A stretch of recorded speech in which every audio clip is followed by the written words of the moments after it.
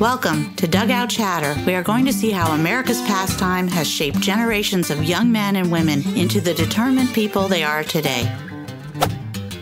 Hello and welcome back to another episode of Dugout Chatter. And today's guest I have brought via a friend who you probably played on the same team with, Chris Cappelletti and Colin. So how do you know Chris? I met Chris probably like 2 or 3 years ago through baseball. He joined our team for about 2 weeks, wasn't getting the time he needed, and went to the Diamondbacks. So, but he's in the Port St. Lucie area, so I know. And he's still with us, and I'm still amazed he didn't get the playing time because he is still one of the best hitters I've seen. You know, he caught me one game, loved the way he called the game, never saw him again after that. Really? So, I mean, we had a catcher, but me and Chris kind of clicked, so it's a shame because we could have really used him now. The team's disbanded and, you know. Wow, Chris had that big of an impact. Yeah. I mean, dude, he's a hell of a ball player. He's a great ball player. I remember the one game I was the starting pitcher against. Remember the Marlins in the collegiate or South Florida Palm Beach Men's League? Yeah, that lefty hit me in the face with a fastball. Oh, my God. Jesus. But anyway, Chris was my catcher against the Marlins, and they're a pretty heavy-hitting team. I threw 5 innings with 1 earned run, and Chris was behind the plate. So, I mean, that should tell you a lot you need to know about the guy. Yeah. And he's a good dude. Yeah, real soft-spoken, kind of calms you down on the mound. It's nice. You know? Yeah, and then he just puts down fingers. And like, I don't know. I feel like it's an interesting way to put it, but if I shake him off, I got a good feeling. If I don't shake him off, I still got a good feeling. Yep. Yeah. So going back to your baseball journey, and that's a big thing like I'm big on. So how old were you when you started playing? When did you fall in love with baseball? Picked up a ball when I was 3 years old and threw a ball. My dad said he knew that was what I was going to do. Really? So did you have something a little extra in the tank than everyone else? Yeah. Yes, I did for a while too. And then, you know, we'll get into it. But I had Tommy John at 15. Really? Yeah. So how old were you at the time and what year? Because now it's a lot bigger than it was ever before. So I was actually, you know, Little League, throwing like 72, which is, now that I know, that's hard now because I coached Little League the last 2 seasons. So I know that was gas, and it was coming from the left side. So I was good. I could hit, and then I get to high school freshman year, I'm topping out at like 86 miles an hour from the freshman year. Yeah. That's from the left side. So just a short, fat kid throwing 86 miles an hour. You know what I mean? And then I hurt my shoulder. Some capsule in there tightened up, and I, you know, came down here, started compensating, dropped my elbow down. Couldn't throw. I was not allowed to throw a curveball till 15. Really? My dad said, no curveballs. I don't want you to get into any elbow problems. Well, dude, my dad said the same thing. I don't know if it even matters. Really? That's interesting on its own because my dad was like, you can throw a 12-6, but you can't throw a curveball. But it's like, also like I was talking about with my brother, spoiler for behind the scenes, we record these at the same dates and release them different times. But anyway, my dad was a football player who learned to do, you know, it sounds like baseball, so he learned baseball for us, and that's how amazing of a father he is. Right. But like we threw a 12-6 and throw a curveball. Yeah, I mean, I started going to pitching lessons when I was 10 years old. This guy taught me, he was in the Blue Jays organization, Dave Lemanchek, and he taught me this knuckle curve where you didn't snap your wrist. You just threw it like a fastball. Oh, was it like one of those where it was like the double knuckle curve? Or like kind of like a slider release. You throw it out like a fastball, but you still have the grip? Yeah, but you kind of like just throwing a football, right? So yeah. That got me through, and then 15 years old, I start really snapping curveballs. It was filthy, and I was trying out for the summer team, Long Island Titans, and completely just felt a blowtorch under my elbow when I was throwing the bullpen for the coaches trying to make the team. Really? Ball went maybe 50 feet, and I'm like, yeah. That's crazy because a lot of people, when they have Tommy John, they say they remember when it happened, like when the elbow blew out. Like, what was that like?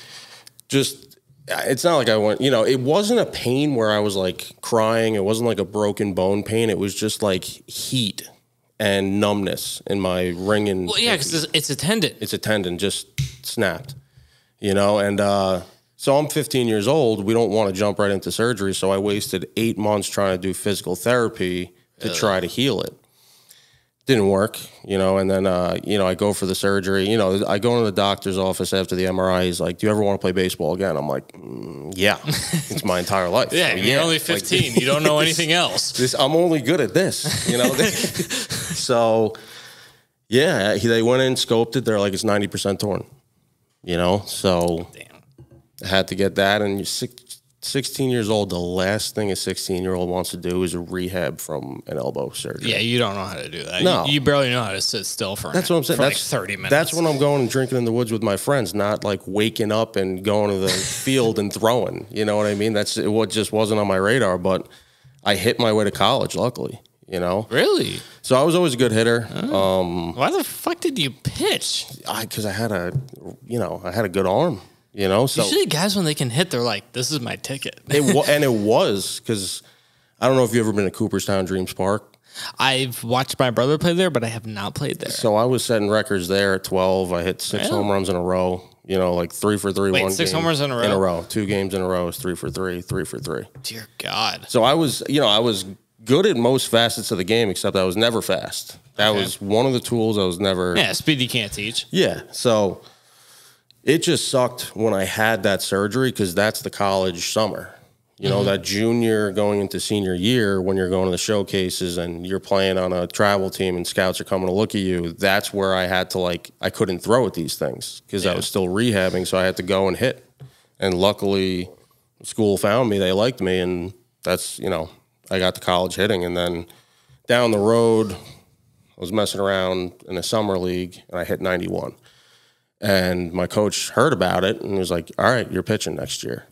So then I was doing both in college. I was a pitcher. You were two-way. Two-way.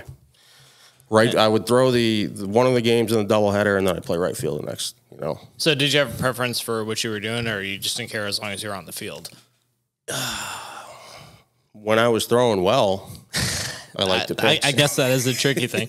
Dude, when you're raking, you want to hit. Yeah. When you're pitching well, when you're shoving, you want to shove. And it's funny because my coach was just like, I don't want to load you with too much, right? Like, I don't want you to pitch and hit. Let's just try pitching. So I tried freshman year, I'm hitting. I went to Iona College in New York. Okay. Small D1, but it was D1, I tell everybody. Small, we weren't that good, but I played all 4 years. And you played D1. Yeah, I played D1. So it's after my freshman year, that's when I was messing around the summer league. And then my sophomore year, he was throwing me in a couple games in relief. And then my junior year, straight pitching. Just straight pitching, did not do well. I think the lights were a little too bright at that time because I hadn't really pitched. So you were a thrower? I was a thrower, yeah. My best pitch was a changeup, but it all depended on when that was going to be good. And that's a field pitch. It's a field pitch all the time. You got to have that on that given day. And you have to throw every pitch with conviction. You have to execute the pitch. Yeah, you have to throw your fastball the same as the changeup. That's like the cardinal rule. Yeah, and say, I don't like the way the changeup feels. Whatever the coach tells the catcher to then put what the down, fuck do you go to? I'm throwing. Yeah, if your changeup doesn't feel good, what are you throwing? Yeah. So my senior year is when, we're in the fall, we're in a tournament in Villanova, and our offense is just terrible. Maybe we scored 2 runs in the first 2 games, so my coach is like, Lyall, grab a bat. It's like, all right, the pitchers are all on the fence, like, let's go, because I'm representing the pitchers now. And I raked. I went like 4 for 4 in the game. And from then on, it was just hitting and pitching. But the beauty of that was I didn't have to lift with the hitters. I still could lift with the pitchers, and I hated lifting. Hated it. Yeah. My coach called me the worst practice player he's ever seen. I was like, yeah, but as long as So you were the inverse of the 5 o'clock hitter. Correct. Yeah. Correct.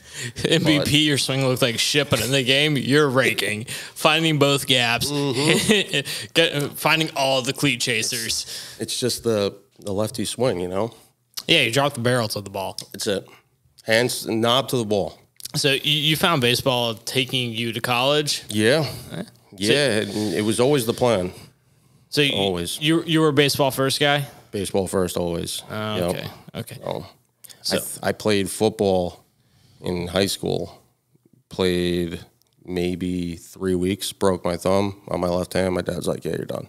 Okay. Baseball.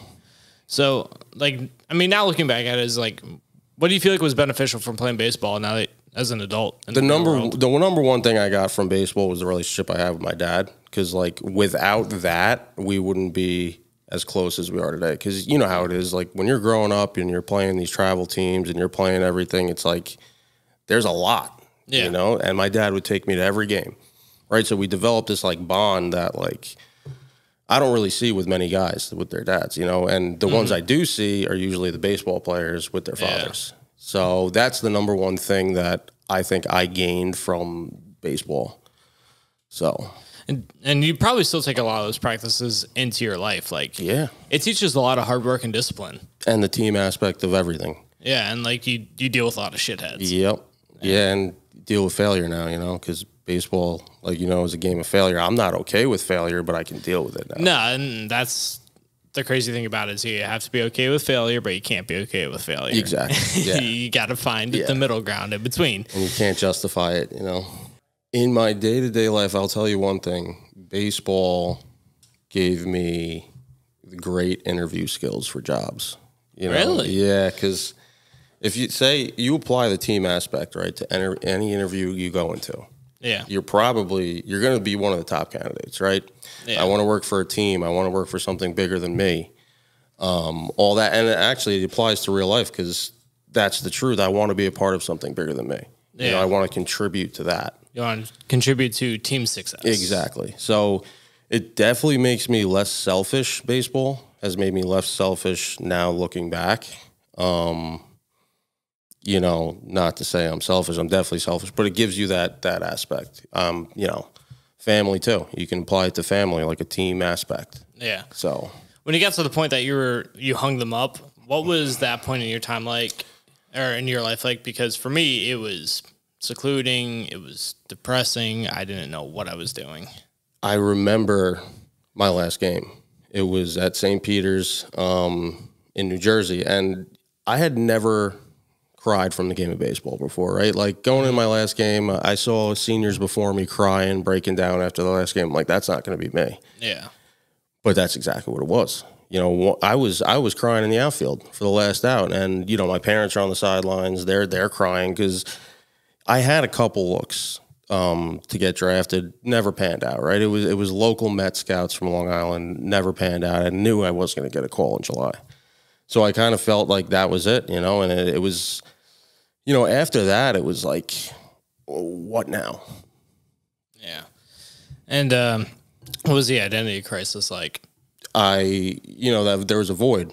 There was a complete void in me. You know, it was like someone ripped my soul out. Without baseball, without, like, working towards a goal of baseball, it was just like, what do I do now? You know? So what was the next thing? Partying.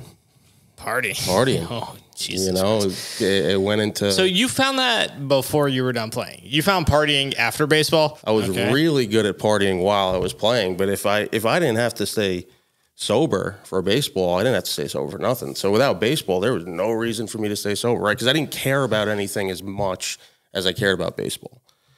So really? I'm an Irish Catholic from an Irish Catholic family. Drinking is prevalent. You know, that's what we do. So that's only a recipe for disaster. You know, and then you twist that up with some other stuff, and it's you know, but I would say the identity crisis, it was just like, who am I without baseball, right? Like, I'm nobody without this. So you went to a dark place. Yeah. 7 years, I would say. You know, I had this, like, thought in my head that I was after baseball and that I'm letting everyone down, right? It was just that selfish self-pity, like, of me just sitting in a hole and just, without baseball, I'm nothing, you know, using that excuse 5 years later, oh, but I had baseball, you know, it's like living off of yesterday's success. So what got you through those 5 years? That's a great question. I would say God, because that's literally the only reason that I'm still here today. Like, the things that I went through in those 5 years, it was just a completely different person, you know. And so looking back at it, like, was that just like a blur in your mind? Yeah, those 5 years. Yeah, more like a nightmare. I would say, like, it was just like, not to get deep, but like after you can get as deep as you want. After baseball, I turned to drugs, turned to the painkillers that I loved when I got surgery, you know, and then. Surgery when I was 16. So baseball kind of led to addiction and also brought you out of it? I would say baseball was a speed bump in my addiction. Okay. Right? Because, like... You would have found it either way. I would 100%... Because I knew what I liked. You know, I knew what I liked, and I liked it a lot. But you probably know that now, not back then. No, back then I'm just like, whatever happens, just take me out of how I'm feeling, my depression, right? But that's exactly what it was. It was an identity crisis to like, and I didn't want to move on from baseball, right? I wanted to, and I was playing men's league, played men's league in New York. You know, it was, you know, I would go out there for 3 hours and I would have that feeling back, right? Because when I'm on a baseball field, I'm comfortable. That's where I'm like really comfortable. Yeah, you forget life. I remember my first game back from like the last time I hung him up. Yeah. It's euphoric. That's exactly what it is. It gave me that same high that drugs and alcohol do, right? Like, wow, being on a baseball field does that. It still does that to me to this day. Like, I need it. You know, it's like a drug. I need it. It's like going to church for me, going to the baseball field. And whether that's going to an MLB game, coaching, playing myself, it has to, you know, baseball is like, but that's a good point. It led me to it, but then it saved me from it as well. Wow. Talk about a double-edged sword. Yeah, exactly. So what do you do now in terms of it saving you? I coach now. You know, I came down here not thinking that I was ever going to play again, you know, and so what brought you down here? Addiction. Yeah, addiction and alcoholism. Rehab capital of the world. Rehab capital of the world. My mom said, Florida don't work, don't come home. You know, and then and that was kind of it. But like, because they were done with the excuses. Yeah. You know, it was like my dad was, you know, obviously biggest supporter, and he would almost understand when I would bring it up 6 years later, like, I'm still depressed over baseball and not playing competitively anymore. But at a certain point, you have to realize, like, I can't do what some of these people do. Exactly. I can't hit a ball as far as you. I can't reach like 7 inches off the plate and still hit a double in the gap. There's just some things you can't do, and you have to be okay with that. I can't yank an outside fastball 350 to right field. Yeah, no, you can't just throw the barrel out of the ball and then boom, there's success. You can't do that. No, and I try. So I coach now, right? And like all these kids that I coach think they're the greatest. You know, it's like first of all, it's a fashion show. Oh my God. Yeah. No, what's funny that you say this, because I just coached, per the date of recording in the spring of 2023. So no, I know what it is. Like everyone has every Evo Shield, elbow guard, knee guard. They have 7 different gloves, and you're from a low income household. And it's funny because you ask the kid, have you ever fouled the ball off your foot? No.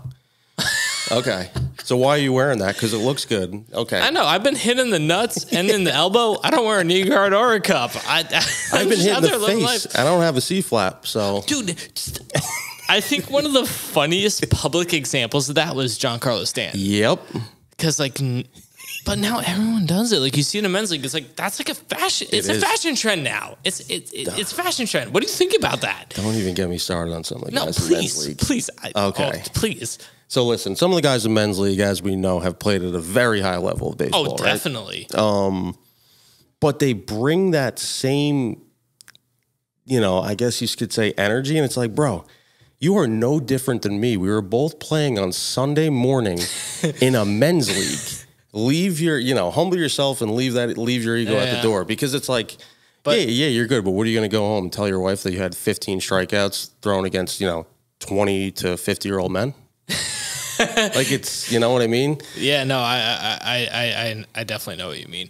You're all on the same playing field. You all have a job when you go home. You all have a life, a family when you get home. It's capturing the glory days for a week, but like that's also where they replace it as you're recapturing the glory days, but really what you're doing is you're just having fun being a kid for a couple hours a week. And I think that's something that they need to realize more. Yeah. And I love to compete. Don't get me wrong. I love competing. No, don't get me wrong. You want to win, but like some of the umpires are like, you know, like you remember Johnny from the Sunday League? Yeah. He's like, can you guys chill? Yeah. Like, he's out here in the sun like the rest of us. He's trying to get a paycheck like the rest of us. And he coaches college, so he knows what competitive baseball is. I mean, he umpires college.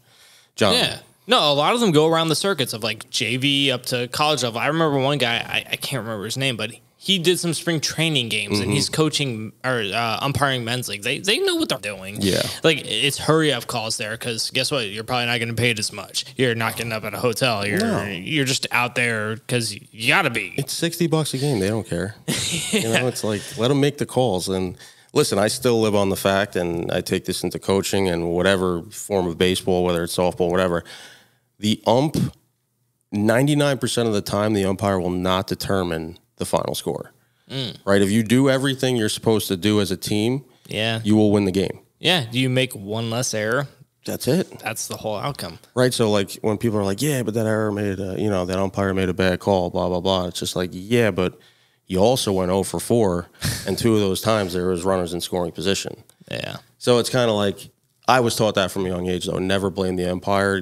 Control what you can control, and that's all you need to worry about. No, how true is that to real life? How true is that to real life? Another, control what you can control. And don't worry about all the hype around. Just do what you got to do. Control what you can control. That's it. And I live my life on that sentence there. Control what I can control. Only worry about what I can control. So what's also interesting is like. Everyone, actually not everyone. A lot of people fall to a dark place after league baseball. What brings you back? What keeps you playing men's league? What keeps you coaching? I would say, so when my addiction got like raring, like when it was raring through my life and, I was just a tornado, I had no time for baseball, right? All I had time for was getting high and figuring out how to get high. And that was it, right? God, like Andrew knows.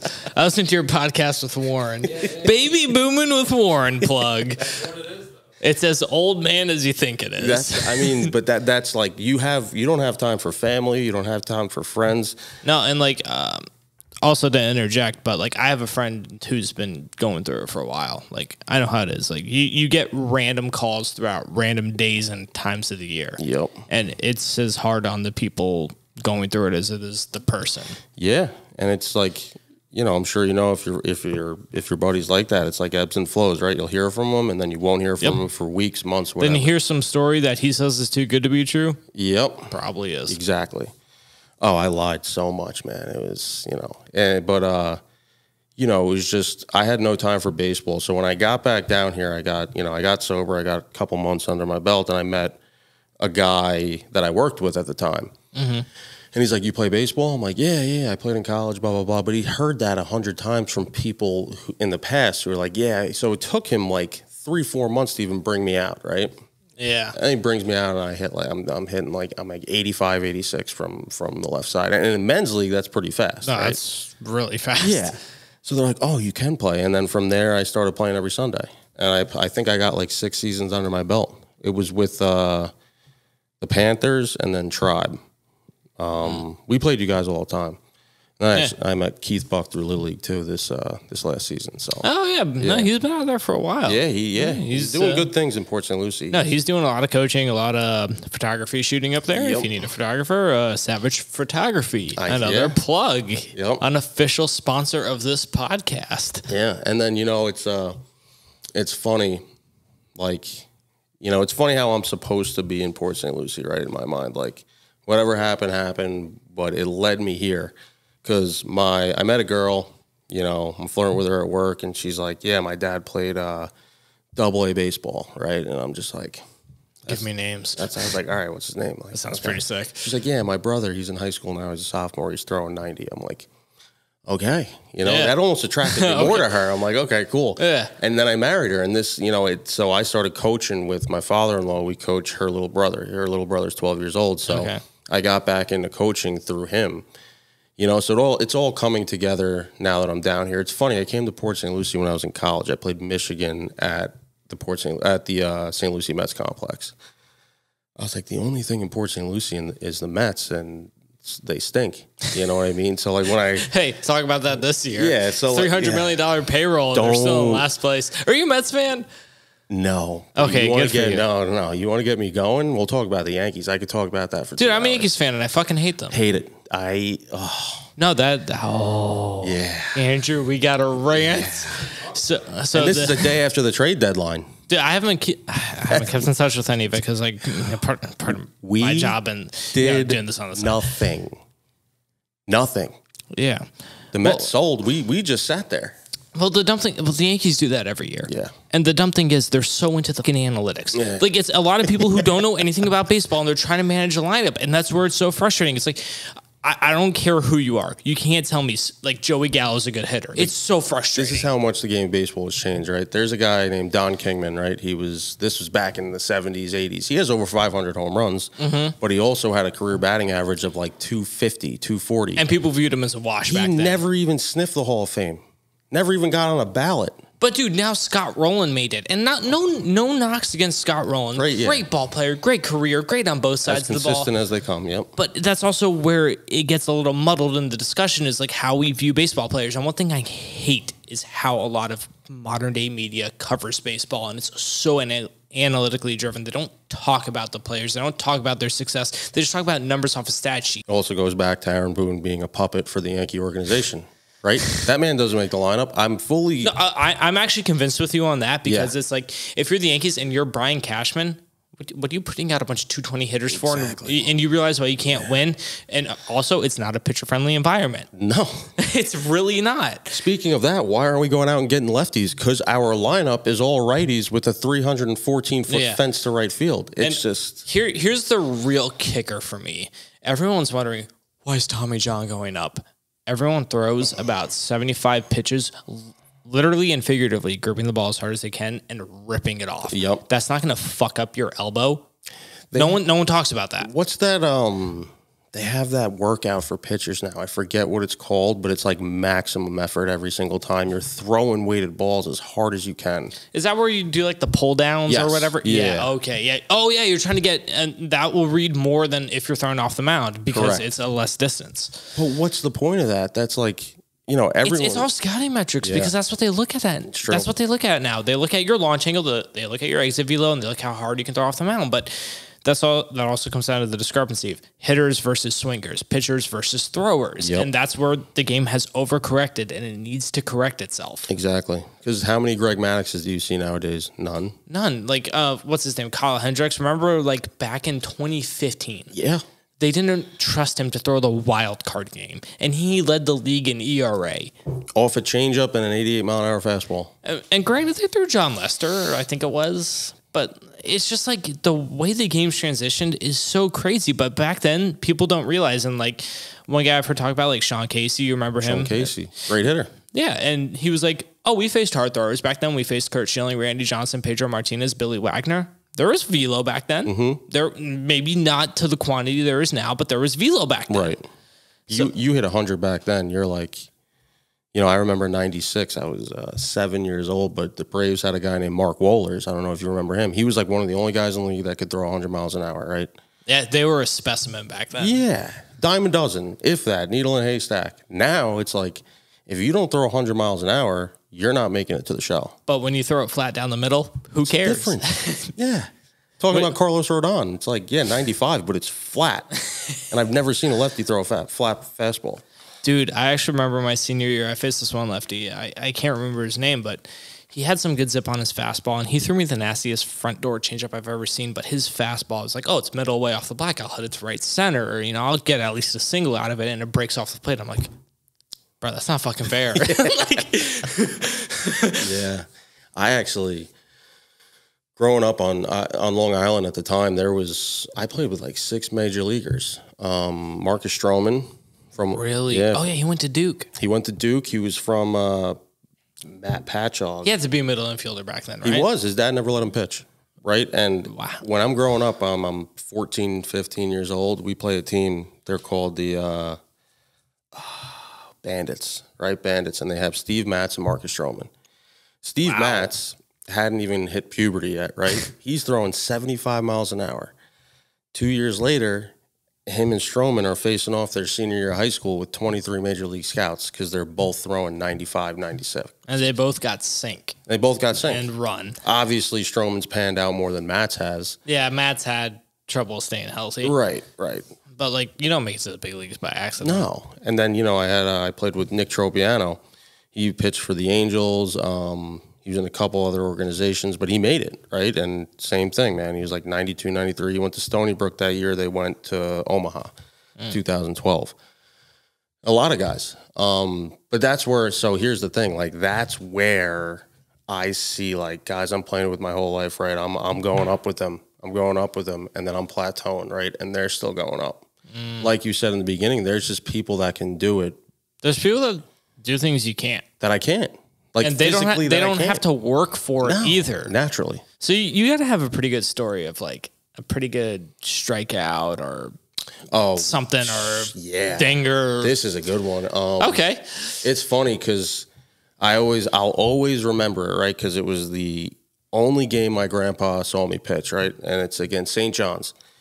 2012, they're nationally ranked. And we're Iona, we're a small D1 school going and playing a top 25 team in the nation just because geographically we're close. And you got to fill out the schedule. Yeah, and we're 20 minutes away from Queens, right? Yeah. Midweek game, and he's like, Lyall, you're pitching. I'm like, all right, cool. Here we go. Right, playing St. John's. Scouts and wonderful. Yeah, major league scouts in the stands. And first inning, I go out there, first pitch, home run, left field, right? Second pitch, double, gap shot, right? Third pitch, I hit a guy. Coach comes out, and he's just like, give me the ball. You're a pussy. Like, get your shit together. Do you even want to be here? And I'm just like, Coach, just go back in the dugout, right? You know how, my teammates are behind there. They're doing the radar. I went from like 84 to 89 on the next pitch, right? Wow. After he came out, I shut down 21 straight hitters. Jesus. At St. John. So all these guys are here, right? All these scouts are here for these big names.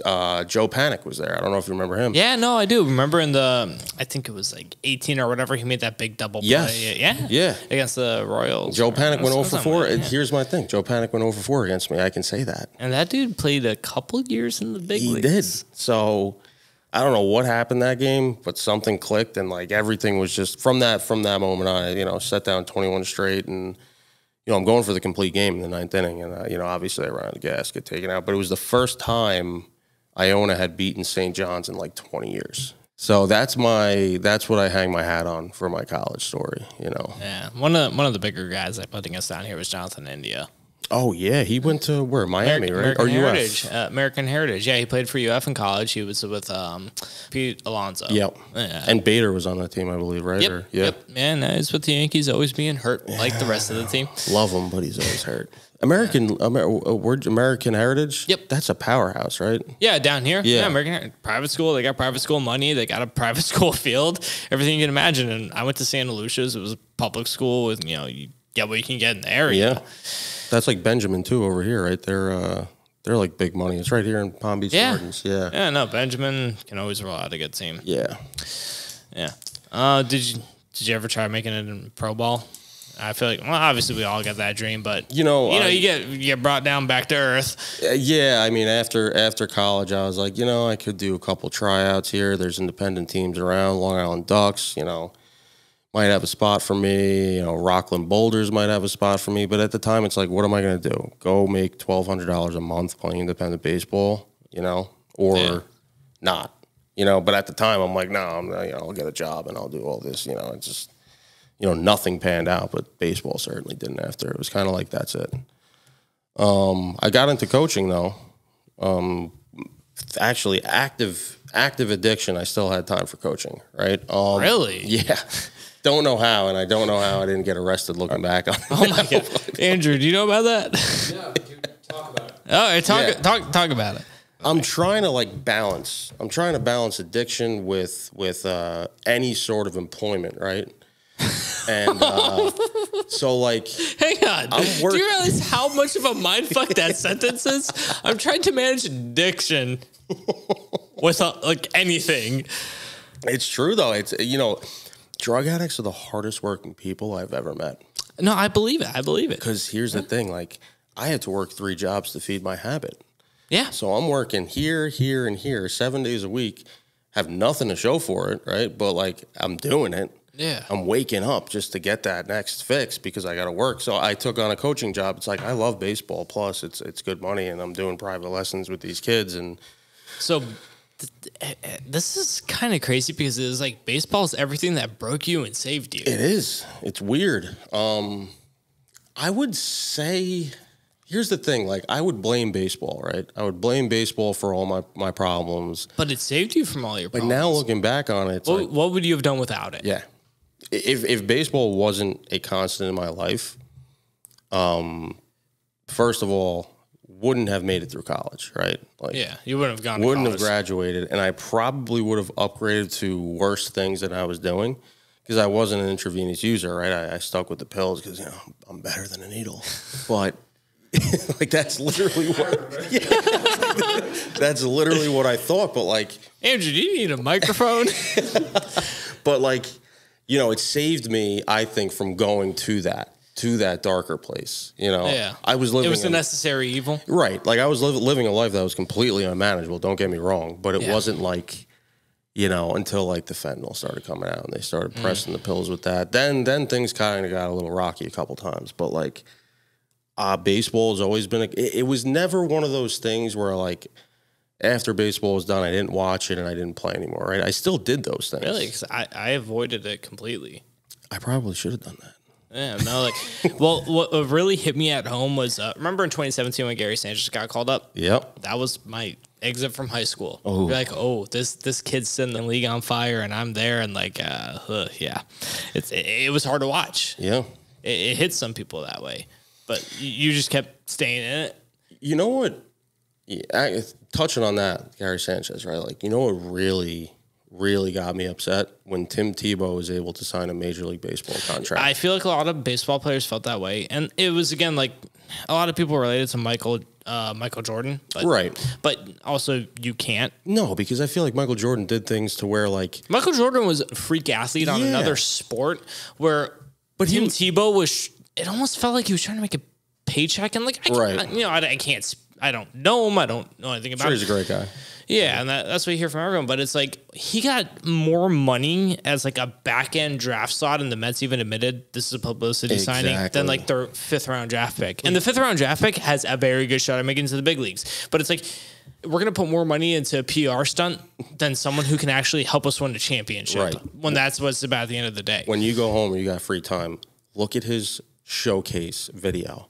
Oh, no. Remember? It is disgusting. No. Did you see the Domingo Ayala video on it? Yeah. He was like, first, wear something comfortable. And he's just like all stiff like this and tiptoeing towards the ball. Yeah. But even the pitcher, and it was like a guy who played some years professionally, pitched some minor league ball. He even said he grooved him some pitches in. Yeah. Everyone admitted it was a PR stunt. And like, again, nothing against the guy, but it's like, it's not fair to the people that have actually been through the ringer. That's what I want to touch on. Like, I wasn't mad that it wasn't me, right? But I'm like, you're taking this opportunity away. Countless other people, because again, the Mike Piazzas of the world that have made it and they're in the Hall of Fame. You don't, like, it's not fair to those people. No. And like that took a spot away, right? From somebody who worked their entire life. That took a spring training spot. Because remember Drew Maggi?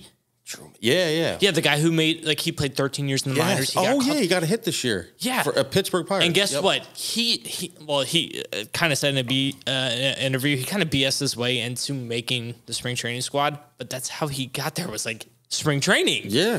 But if Tim Tebow's taking your spot, that's what I'm saying. It's just not. It's crazy. It's not right. This guy's played baseball, and like also again, if everyone's admitting like, oh, we softballed this guy, how do we know the minor leaguers didn't? How do we know they were like, hey, we'll give you a pay bump on the back end under the table? Yeah, because that's the reality of business. Well, it reminds me of that Space Jam, right? The movie where the catcher's telling Michael Jordan, "Oh, you sent the ball for me," and he's like, "Fastball." The catcher's talking to him. Yeah, there are athletes that can do it, right? Bo Jackson, obviously, probably the greatest athlete of all time. No, not probably the greatest. Yeah. Yes, right. Did you see the 30 for 30 on him? Oh, you don't know Bo? Yeah, he was shooting bow and arrows with his feet. Dude, there's no one who can do what that man did. There's a video of him talking to Adam LaRoche's son at spring training, right? Oh, you saw that? Yeah. And he's just like, I won the Heisman, slapping the kid's hat. He's like, I also was in the All-Star game for both leagues, slapping his hat. Deion Sanders wasn't a bad Yankee. No, Deion Sanders was a good baseball player. But he even admitted baseball was his mistress. And just imagine if he trained at baseball and he was a good major league player. He was a good major league player. Talk about gifted, like you said, some people can do things you can't.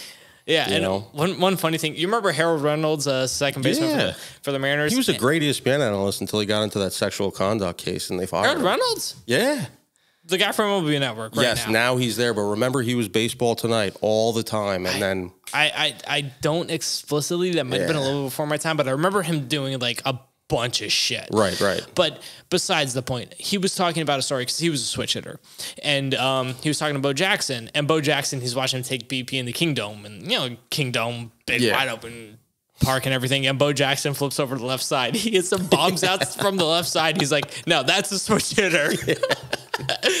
It's just, And that throw he made from left field to get Harold Reynolds out of the plate, like, dude, literally on the track, seed to the catcher. It almost looks like one of those Dude Perfect like videos where they fake it, or like when Michael Vick's throwing the ball out of the stadium, right? Yeah, but dude, but you just see it, just an absolute seed. But like when you see guys like that you've played against or have played with, it's like you understand why they're going. Oh yeah, there are a couple guys. I mean, Marcus Stroman always gifted, man, playing him.